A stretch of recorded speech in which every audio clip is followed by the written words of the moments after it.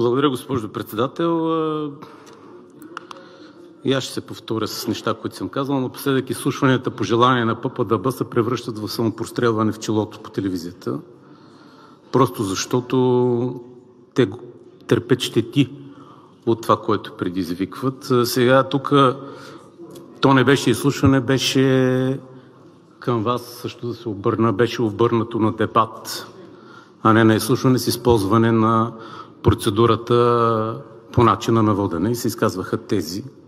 Там чух, че кой от кога бил протестирал, от коя година, то аз като по-възрастен от някой съм протестирал от 89-те и 90-те години и то срещу представителите като роднините на Мирчев или като роднините на Терзиев или като родата на Христо Иванов, срещу родата на Владо Панев, срещу родата на тъста на Радан Кънев.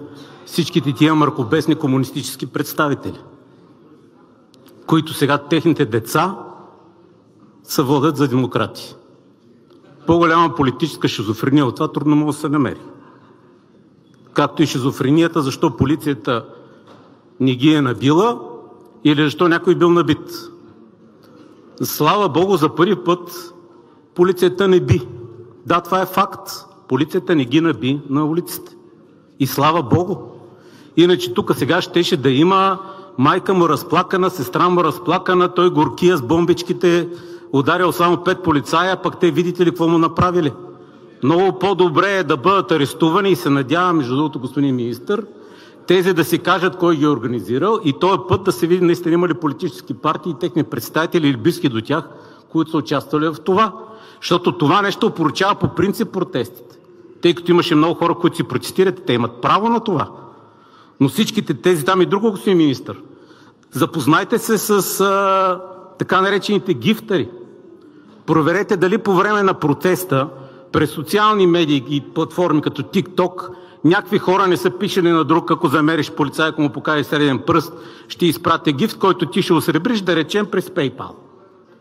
За да видим дали част от младежите, които са били там, са били, защото са пожелани, или някои са изкарвали пари.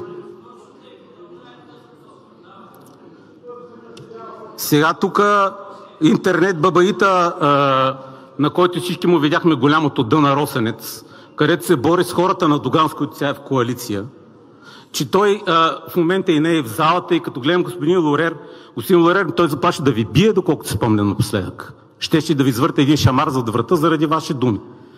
Там нещо ви обзела някаква бойна такава междуведомствена страст.